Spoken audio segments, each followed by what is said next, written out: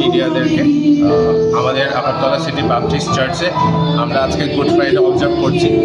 Good Friday হচ্ছে গিয়ে আমাদের খ্রিস্টানসদের জন্য খুবই একটা ইম্পর্টেন্ট ডে। আজকের দিনে যিশু সেই যে উদ্দেশ্য নিয়ে যে জন্মিয়েছিলেন সেটা আজকে পূরণ হয়, সেটা হচ্ছে গিয়ে গুড ফ্রাইডে।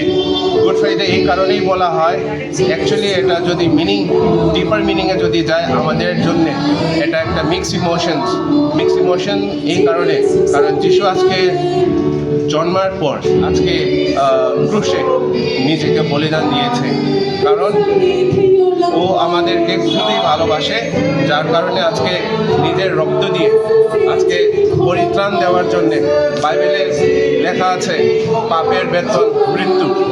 সেই পাপ থেকে, সেই মৃত্যু থেকে আমাদেরকে বাঁচার জন্যে যিশু জন্মিয়েছিলেন, আর আজকে সেটা ফুলফিল হয়েছে by giving himself on the cross.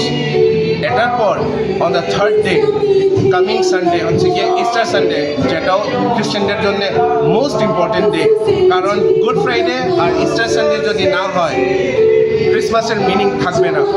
যার কারণে খ্রিস্টানদের জন্য আজকে গুড ফ্রাইডে এবং Easter Sunday is a very important day.